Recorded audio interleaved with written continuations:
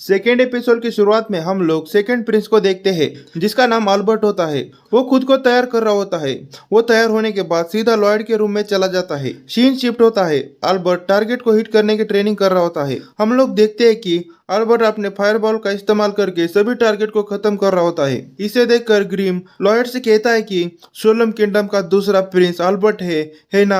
तो लॉयड उसे कहता है कि हाँ, और वो ताकतवर है और स्मार्ट भी है और उसके पास सभी अथॉरिटी है। वो मुझे कभी भी इनवाइट करता है प्रैक्टिस में ज्वाइन होने के लिए। इसके बाद लॉयड की बारी आती है हमला करने के लिए। वो अपने आप से कहता है कि मुझे किंग नहीं बनना है, मुझे तो बस मैजिक पर स्टडी करना है। वो क्रीम से कहता है कि मैं फायरबॉल कवर का इस्तेमाल करूंगा और टारगेट को हल्का सा टच करूंगा। इसके बाद लॉयड काफी हल्के से टारगेट के ऊपर हमला कर रहा होता है। इसे देखकर सभी लोग इंप्रेस हो जाते हैं। एक बंदा कह रहा होता है कि लॉयड तो टारगेट को टच ही कर सकता है। तो ग्रीन कहता है कि तुम बेवकूफ हो, लॉयड ने सभी टारगेट को हिट किया है। तो लॉयड अपने आप से कहता है कि फायरबॉल के अंदर रोटेशन ऐड करना इतना भी बुरा नहीं था, इसमें एडिशनल माना नहीं लगता है, बस उसके अंदर जो उसकी दिशा होती है वो स्टेबल हो जाती है।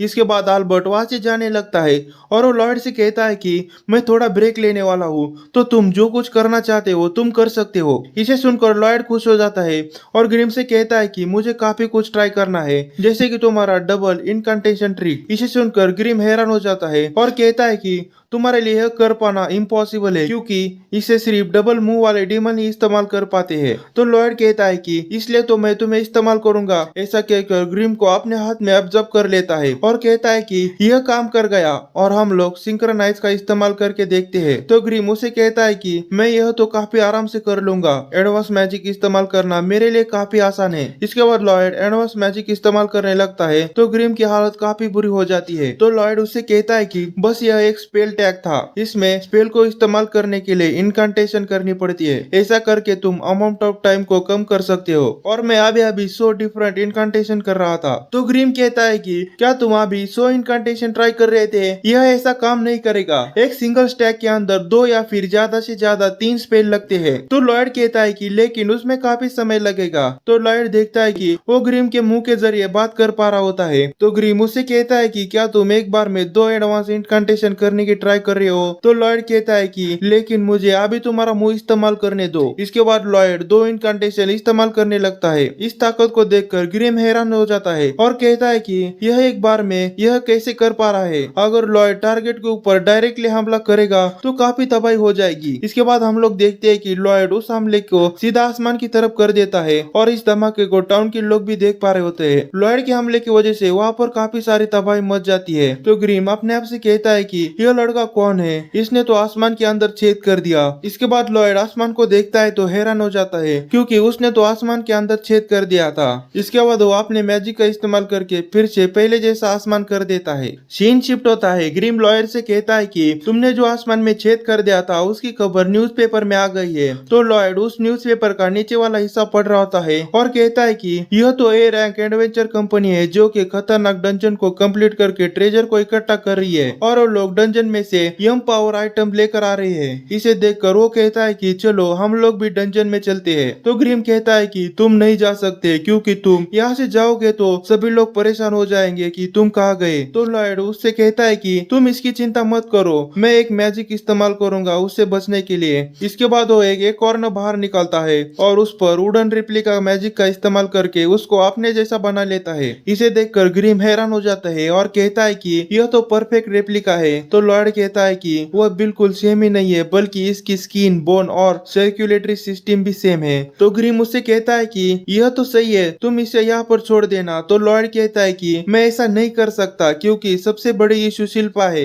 वो मेरे डुप्लीकेट को पहचान लेगी। मुझे नहीं लगता कि मैं इस रेप्लिका से शिल्पा को बेवकूफ बना पाऊंगा, इसलिए मैं एक चीज करने वाला हूँ। सीन शिफ्ट होता है और लॉयड कैसल से बाहर निकल जाता है और वो अपने हाथ के जरिए ग्रिम से बात कर रहा होता है। इसके बाद हमें पता चलता है कि उस रेप्लिका के अंदर ग्रिम आ चुका था। तो ग्रिम कहता है कि मैं पॉजिटिव तो नहीं हूँ, लेकिन मैं तुम्हारे जैसा बन चुका हूँ। तो ग्रिम अपने आप से कहता है कि लॉयड ने मेरे दिमाग को इस रेप्लिका के अंदर डाल दिया और उसने मेरे बॉडी को अपने हाथ के अंदर अलग से डाल दिया। तो लॉयड उससे कहता है कि शिल्पा के सामने अपना ध्यान रखना। तो ग्रिम कहता है कि ठीक है, और वो अपने आप से कहता है कि यह रेप्लिका काफी कमाल की है, इसके अंदर माना सर्कुलेशन भी है। इसके बाद ग्रिम इविल स्माइल देकर कहता है कि लॉयड यहाँ पर नहीं है तो मैं कुछ भी कर सकता हूँ। हूँ। तो लॉयड उससे कहता है कि मैं काफी खुश हूँ कि तुम मेरे फैमिलियर हो, मैं तुम पर भरोसा कर रहा हूँ। इसे सुनकर ग्रिम इमोशनल हो जाता है। इसके बाद लॉयड काफी तेजी से आगे बढ़ने लगता है, लेकिन तभी अचानक से वो रुक जाता है और कहता है कि मैं कैसे से तो बिना दिक्कत के बाहर निकल गया, लेकिन मुझे डंजन कहाँ मिलेगा मुझे पता ही नहीं है। लेकिन तभी वो एक लड़की को देखता है जिसके पीछे काफी सारे मॉन्स्टर लगे होते हैं, पर वो लड़की गहरी सांस लेती है और पीछे मुड़कर एक मॉन्स्टर को काफी जोर से मुक्का मार देती है और उस मॉन्स्टर को खत्म कर देती है, और वो एक तकनीक का इस्तेमाल करके उन सभी मॉन्स्टर को भी खत्म कर देती है। लॉयड देखता है कि उस लड़की के पीछे वॉरियर लिखा था, तो ग्रिम कहता है कि यह लड़की उन मार्शल आर्टिस्ट में से एक होनी चाहिए। तो लॉयड कहता है कि इस लड़की का ब्रीथिंग करने का तरीका काफी कमाल का है। फॉरेन कंट्री में वो लोग एक एनर्जी को चैनलाइज करते हैं जिसे की कहा जाता है, जिसका इस्तेमाल करके वो लोग अपने बॉडी के थ्रू चैनलाइज करते हैं। मैंने एक बुक में पढ़ा था कि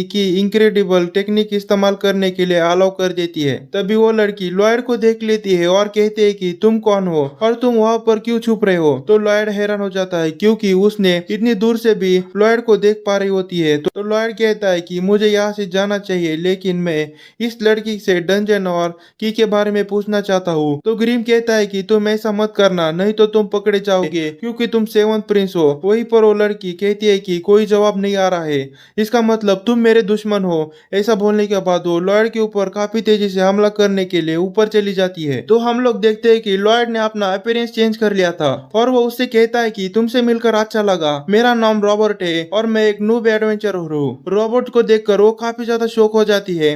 तो लॉयड अपने आप से कहता है कि मैंने एलिवेशन क्लास स्पेल इमिटेशन इस्तेमाल किया है और मैं इस स्पेल का इस्तेमाल करके एक ऐसा आदमी बन चुका हूँ जो कि इस दुनिया में एग्जिस्ट ही नहीं करता है। तो वो लड़की रॉबर्ट से कहती है कि मेरा नाम ताऊ है, मैं बी रैंक हंटर हूँ और मैं एक मार्शल आर्टिस्ट हूँ। तो लॉयड उससे कहता है कि तुमसे मिलकर अच्छा लगा। तो ताऊ अपने आप से कहते हैं कि रॉबर्ट तो कितना ज्यादा हैंडसम है, मैंने मेरे जिंदगी के 18 साल ट्रेनिंग करने में लगा दिया है और मैंने डोजो छोड़ दिया इस होप में कि मैं किसी पर्सन से मिलूंगी, लेकिन मैं जिन भी लड़कों से मिली हूँ उन्हें प्रेस्टिज टाइप की लड़कियां पसंद है। लेकिन फाइनली मुझे एक पर्सन मिल गया है, रॉबर्ट, जिसे मैं अपना बॉयफ्रेंड बनाऊंगी। तभी रॉबर्ट उससे कहता है कि हम लोग मिलकर डंजन को क्लियर कर सकते हैं, लेकिन लगता है कि तुम बिजी हो तो मैं जा रहा हूँ। तो ताऊ उससे कहती है कि डंजन का काम तुम्हारा हो गया। इसके बाद वो लोग एक डंजन के अंदर आ जाते हैं। तो ताऊ सभी मॉन्स्टर को काफी आराम से हरा देती है और रॉबर्ट से कहती है कि क्या तुम्हें मेरी ताकत देखकर तुम्हें मुझसे प्यार हुआ। तो रॉबर्ट उसकी बात को इग्नोर करके ग्लोइंग रॉक्स को इकट्ठा कर रहा होता है। इसे देखकर ताऊ डिसअपॉइंट हो जाती है। अगले सीन में रॉबर्ट ताऊ से कहता है कि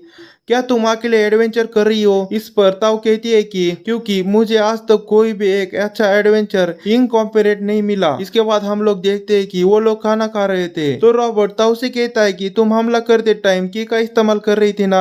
तो ताऊ कहते हैं कि तुम्हें की के बारे में पता है, यह काफी रेयर है क्योंकि इस कॉन्टिनेंट में ज्यादा लोगों को की के बारे में नहीं पता है। तो रॉबर्ट कहता है कि की उस तरीके से है जैसे कि मैजिक के लिए माना इस्तेमाल होता है। तो ताऊ उससे कहती है कि मैं इम्प्रेस हूँ, तुमने यह नोटिस किया। तुम यह कह सकते हो कि मैं ब्रीथलेस हूँ। की ट्रेनिंग की शुरुआत और अंत ब्रीथिंग से होती है। तुम अपने बॉडी का इस्तेमाल करते हो की को सर्कुलेट करने के लिए। की को अपने बॉडी के अंदर फील होने के लिए काफी ज्यादा ब्रीथिंग प्रैक्टिस करनी होती है। तभी वो रॉबर्ट को देखती है जो कि ब्रीथिंग तकनीक का इस्तेमाल कर रहा था, लेकिन तभी अचानक से उसके लंग्स के अंदर दर्द होने लगता है और वो रुक जाता है। इसे देख कर ताऊ कहती है कि तुम अभी ब्रीथिंग कर रहे थे ना। तो रॉबर्ट कहता है कि हाँ, तुमने जैसे किया था मैं वैसे ही ट्राई कर रहा था, पर यह करना काफी मुश्किल है। तो ताऊ उसे कहती है कि यह करना इम्पॉसिबल है, लेकिन तुम सीख रहे हो। अगर तुम ब्रीथिंग कर रहे हो तो तुम्हें ऐसे लगेगा कि तुम्हारे लंग्स जल रहे हैं। लेकिन लॉयड ब्रीथिंग कर रहा होता है और वो अपने आप से कहता है कि मैं इसे फील कर पा रहा हूँ, मेरी बॉडी के अंदर माना से अलग एनर्जी बन रही है, मैं इसका इस्तेमाल मेरे मैजिक के लिए कर सकता हूँ। तो ताऊ उसे कहती है कि तुम्हें इसमें इंटरेस्ट है तो मैं इसे तुम्हें सिखा सकती हूँ। इसे सुनकर रॉबर्ट उसका शुक्रिया करता है। रॉबर्ट की स्माइल देखकर ताऊ शर्मा कर उसे कहते हैं कि ऐसे ही ब्रीथिंग कर रहे रहो जब तक हम लोग यहाँ से बाहर नहीं चले जाते। इसके बाद ताऊ अपने की ब्लास्ट का इस्तेमाल करके मॉन्स्टर को हरा देती है और कहती है कि मैंने अभी जो मॉन्स्टर मारा वो ग्रेवलेस था, इस डंजन का बॉस। अब हम लोग सामने पड़े ट्रेजर चेस्ट को खोल सकते हैं। तो रॉबर्ट कहता है कि एक ऐसी चेस्ट जिसे हम लोग तब तक खोल नहीं सकते जब तक हम लोग बॉस को नहीं हरा देते, और मैं इसके अंदर क्या है यह देखने के लिए इंटरेस्टेड हूँ। ऐसा कहते वक्त वो ब्रीथिंग कर रहा होता है। इसके बाद वो लोग ट्रेजर चेस्ट को ओपन करते हैं, लेकिन तभी अचानक से लॉयड देखता है कि चेस्ट के अंदर से उनके ऊपर हमला होने वाला होता है। इसे देखकर ताऊ को जल्दी से साइड कर देता है और वो लोग हमले से बच जाते हैं। तभी उस चेस्ट के अंदर से स्कल मॉन्स्टर बाहर आ जाता है और यहाँ पर एपिसोड की एक्सप्लेनेशन खत्म होती है। मिलते हैं अगले एपिसोड की एक्सप्लेनेशन में, तब तक के लिए बाय बाय।